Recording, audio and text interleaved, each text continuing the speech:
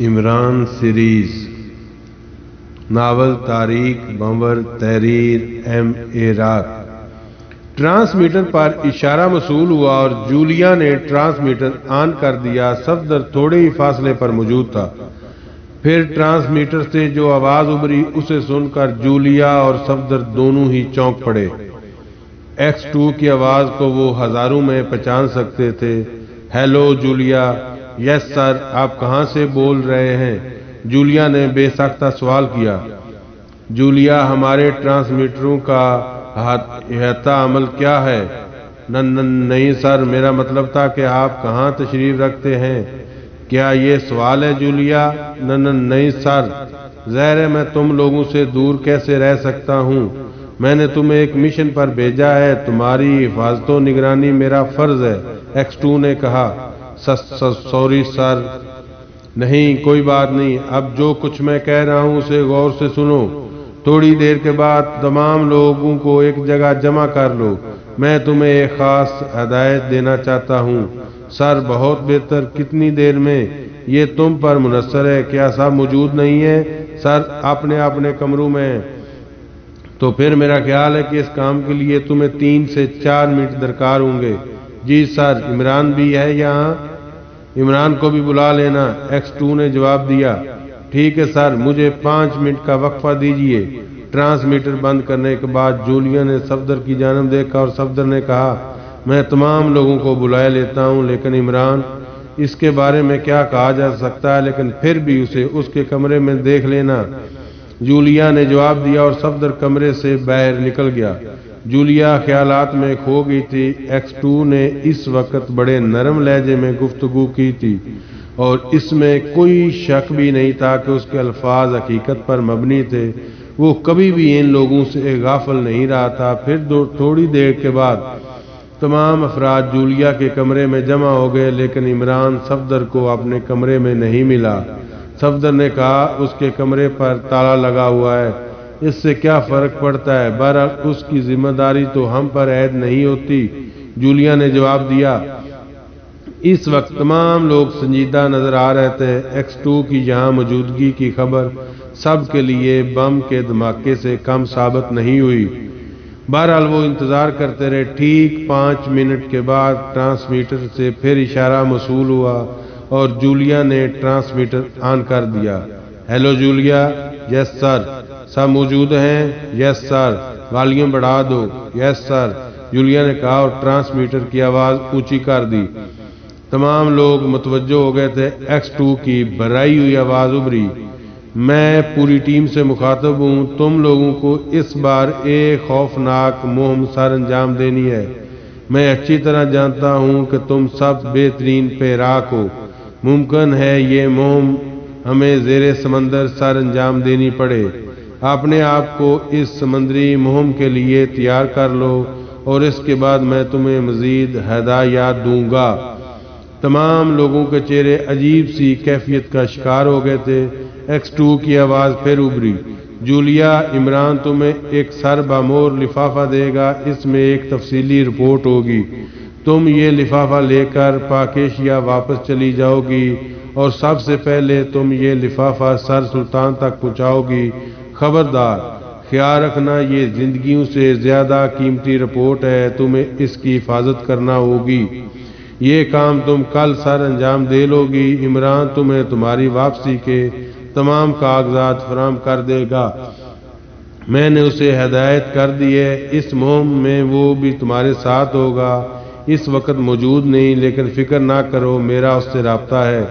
جو پروگرام میں تمہیں دے رہا ہوں اس کی تکمیل تمہیں اسی انداز میں کرنی ہے جیسے میں کہہ رہا ہوں۔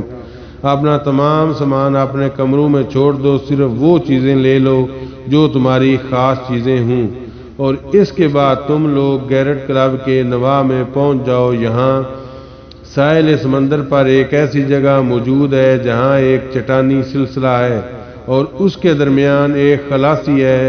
تھوڑے فاصلے پر ایک بسیدہ عبادت گاہ ہے۔ خبردار، ہر طرف سے ہوشیار رہنا، اسلحہ تمہیں عمران ہی فراہم کر دے گا۔ یہ کام تمہیں آج شام 5:30 بجے تک کر لینا ہے۔ اور اس وقت تک وہاں اپنے آپ کو دوسروں کی نگاہوں سے محفوظ رکھنا ہے جب تک عمران تمہیں آگے کی مہم کے بارے میں گائیڈ نہ کرے۔ کیا تم سب لوگ میری آواز سن رہے ہو؟ جی سر، صفدر نے کہا۔ نہیں، میں فردن سب سے مخاطب ہونا چاہتا ہوں۔ پھر ہر ایک نے اپنا نام لے کر X2 کو اپنے بارے میں بتایا۔ بالکل دوستانہ سوال ہے تم لوگوں سے۔ ہو سکتا ہے سمندر کے نیچے اس مہم کی انجام دہی میں تم لوگوں میں سے کچھ کی زندگیاں کام آ جائیں۔ کیا تم اس کے لیے اپنے آپ کو تیار پاتے ہو؟ میں ہر اس شخص کو یہ اجازت دیتا ہوں جو اس مہم میں حصہ نہ لینا چاہے، وہ اس وقت مجھے انکار کر دے اور پورے خلوص کے ساتھ میں اسے اس مہم سے علیحدہ کر دوں گا۔ اس پر کوئی دباؤ نہیں ہوگا، نہ ہی اسے سیکرٹ سروس سے نکالا جائے گا۔ ہر ایک کو اپنی زندگی کی بقا کا حق حاصل ہے اور میں اس وقت یہ حق تمہیں دے رہا ہوں۔ اس بار بھی فردن مجھے مطمئن کر دو، میں کہہ چکا ہوں اس وقت تم میرے دباؤ سے آزاد ہو۔ ان میں سے ایک بھی ایسا نہیں تھا جس نے اس مہم سے انکار کیا ہو۔ X2 کی آواز پھر سنائی دی۔ بہرحال تم لوگوں اپنے کام کے لیے مستعد ہو جاؤ اور جولیا، تمہیں جو کام کرنا ہے وہ تم جانتی ہو۔ یس سر، جولیا نے جواب دیا۔ مجھ سے کوئی سوال؟ نہیں سر۔ باقی لوگ کچھ کہنا چاہتے ہیں؟ نہیں سر۔ اور پھر چاروں طرف سے یہ جواب مل جانے کے بعد اب کوئی سوال باقی نہیں رہا۔ دوسری طرف سے آواز آنا بند ہو گئی۔ ان سب پر سکتہ طاری تھا۔ کچھ دیر کے بعد تنویر نے کہا، ایسا کرتے ہیں، ابھی ہمارے پاس وقت ہے، ہم اپنے گناہوں کی معافی مانگ لیتے ہیں۔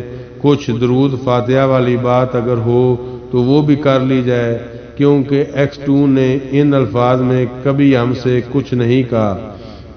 تمام لوگ مسکرانے لگے، لیکن بہرحال X2 کی اس چھوٹی سی تقریر نے ان لوگوں کے دلوں میں بجلیاں بھر دی تھیں اور ہر شخص خلوص دل سے اپنا کام سر انجام دینے کے لیے آمادہ نظر آ رہا تھا۔ پھر عمران جولیا کے کمرے میں داخل ہوا، لیکن اس وقت جب باقی تمام لوگ اپنے اپنے کمروں میں چلے گئے تھے، صرف صفدر جولیا کے پاس موجود تھا۔ عمران نے حسب معمول انہیں سلام کیا اور صفدر نے جواب دیا۔ جولیا خاموشی سے اسے دیکھنے لگی۔ عمران نے ایک لفافہ نکال کر جولیا کو دیتے ہوئے کہا، اس میں X2 کا وصیت نامہ ہے۔ ٹھیک ہے، اور کچھ؟ باقی ہدایت مجھے دے دی گئی ہے، لیکن وہ نیک ہدایت نہیں ہے۔ تو پھر خدا حافظ، جولیا نے کہا۔ یعنی یہاں بھی چائے وغیرہ کا نہیں پوچھو گی بھائی صفدر؟ عمران نے سر پر ہاتھ پھیرتے ہوئے کہا۔ نہیں عمران صاحب، اس وقت بالکل نہیں، صفدر نے سنجیدگی سے کہا۔ تمہاری مرضی، عمران نے کہا، اور جس طرح اندر آیا تھا اسی طرح کمرے سے باہر نکل گیا۔ صفدر محسوس کر رہا تھا کہ X2 نے ان لوگوں سے جو کچھ کہا تھا اس پر ان پر بہت اچھا اثر کیا تھا۔ سب تعاون پر آمادہ تھے اور مستعد محسوس ہو رہے تھے۔ یہ بھی X2 کی شخصیت کا سیر تھا۔ بہرحال وہ لوگ نہایت احتیاط کے ساتھ ایک ایک کر کے اس پہاڑی کٹاؤ میں پہنچ گئے۔ اس قدر گنجائش تھی اس میں کہ وہاں ان کی موجودگی کا کسی کو شبہ بھی نہیں ہو سکتا تھا۔ تقریباً 6 بجے انہوں نے ایک بوسیدہ سی گاڑی کو اس طرف آتے دیکھا۔ گاڑی کوڑا اٹھانے والی تھی اور اسے ایک ایسا آدمی چلا رہا تھا جو شکل و صورت سے کوڑا اٹھانے والا ہی معلوم ہوتا تھا۔ پھر گاڑی وہاں روک گئی اور وہ شخص نیچے اتر کر بونٹ اٹھا کر ریڈیٹر کا ڈھکن کھولنے لگا، لیکن گاڑی کے عقبی حصے سے ایک اور آدمی نیچے اترا، اس پہاڑی کٹاؤ میں داخل ہو گیا۔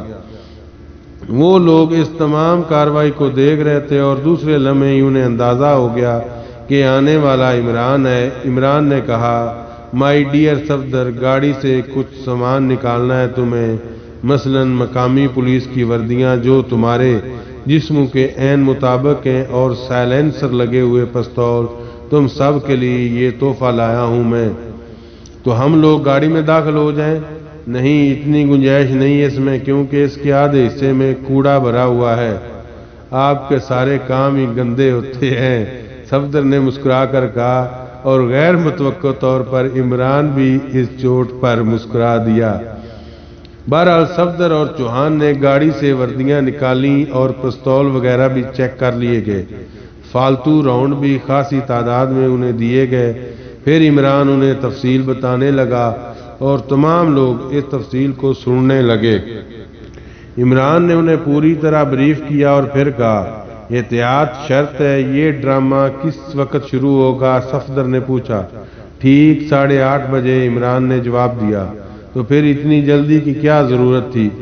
سچویشن کا اندازہ لگانا تھا، اور مجھے یقین ہے مائی ڈیئر صفدر کہ تم ان تمام لوگوں کی کمان بہتر طریقے سے کرو گے۔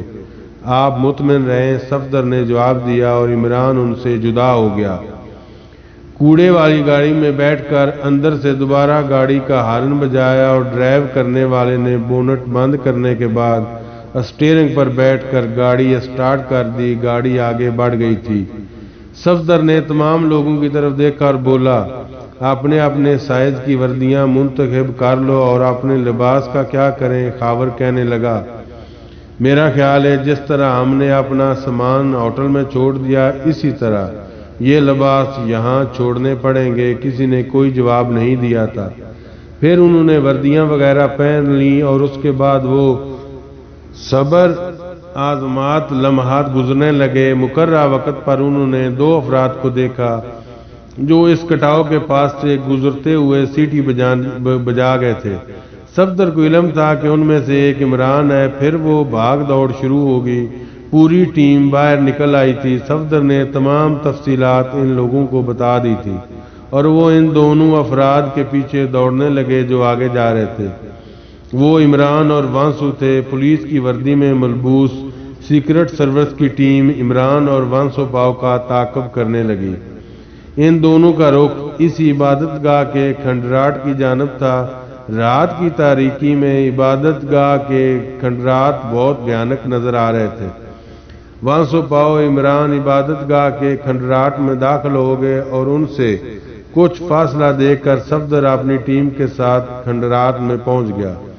وہ لوگ مختلف سمتوں میں پھیل گئے۔ ادھر عمران اور وانسو پاؤ ایک دوسرے کا ہاتھ پکڑے دوڑ رہے تھے اور پھر وہ اس پرسرار جگہ پہنچ گئے جہاں داخلے کے لیے باقاعدہ عمل کرنا تھا، لیکن انہیں وہ راستہ کھلا ہی ملا تھا اور عمران کے ہونٹوں پر مسکراہٹ پھیل گئی تھی۔ اس نے وانسو پاؤ کا ہاتھ دبایا اور وانسو پاؤ نے بھی جوابی طور پر اس کا ہاتھ دبا کر اظہار کیا کہ وہ حالات کو سمجھ رہا ہے۔ صفدر وغیرہ تھوڑی دیر تک عمارت میں دوڑتے رہے۔ ان کے قدموں کی دھمک گونج رہی تھی۔ پھر سب ایک جگہ رک گئے اور آپس میں باتیں کرنے لگے۔ اس کے بعد مایوس انداز میں کھنڈرات کے باہر جانے والے راستے میں چل پڑے۔ یہ سب کچھ منصوبے کا ایک حصہ تھا۔ عمران اور وانسو پاؤ مختلف مراحل طے کرتے ہوئے ایک جگہ پہنچ گئے۔ دونوں گہری گہری سانسیں لے رہے تھے اور ان کے کان کچھ آوازوں کو سننے کے منتظر تھے۔ پھر انہیں خاصی دیر ہوگی۔ میرا خیال ہے وہ مایوس ہو کر چلے گئے، وانسو پاؤ نے کہا۔ ایسا ہی لگتا ہے باس، عمران نے ادب سے جواب دیا۔ ہمیں پکڑنا آسان نہیں، میں معمولی آدمی نہیں ہوں، ساری زندگی پولیس کو چکر دیتا رہا ہوں، یہ معمولی سے پولیس والے مجھے بھلا کیا پکڑ سکیں گے؟ آؤ، میرا خیال ہے کہ یہ جگہ ایک رات گزارنے کے لیے کافی بہتر ہے، وانسو پاؤ نے کہا۔ پھر وہ کچھ اور آگے بڑھے اور پھر ایک بڑے سے حال نما کمرے میں داخل ہو گئے۔ یہ کمرہ عجیب و غریب کیفیات کا حامل تھا۔ سامنے ہی ایک اسٹیج نظر آ رہا تھا جس پر ٹیلی ویژن ٹائپ کی ایک مشین رکھی ہوئی تھی۔ گو یہاں تاریکی پھیلی ہوئی تھی لیکن اب بھی اس کی آنکھیں تاریکی کی عادی ہو گئی تھیں، اسی لیے وہ سب دیکھ سکتے تھے۔ پھر اچانک کچھ سرسراہٹیں سنائی دیں اور اس کے ساتھ ہی کمرے میں روشنی ہوگی۔ کچھ لوگ انہیں نظر آ رہے تھے۔ وانسو پاؤ اور عمران حیرت اور خوف سے اچھل پڑے۔ وانسو پاؤ نے آہستہ سے کہا، آ گئی مصیبت۔ سامنے والا شخص جو ایک دراز قامت لیکن عجیب و غریب جسم کا مالک تھا، کڑی نگاہوں سے ان دونوں کو گھور رہا تھا۔ اس کے ساتھ 4-5 آدمی اور بھی کھڑے تھے۔ تم دونوں اپنے ہاتھ بلند کر لو، اس شخص نے کہا۔ وانسو پاؤ اور عمران نے اپنے ہاتھ اٹھا دیے تو وہ شخص آگے بڑھا۔ دو آدمی اس کے ساتھ ساتھ تھے اور اس نے ان دونوں کی تلاشی لے ڈالی، لیکن دونوں کے پاس کوئی اسلحہ برآمد نہیں ہوا۔ وانسو پاؤ نے کہا، معزز دوستو، ہم تو ویسے ہی ستم رسیدہ ہیں۔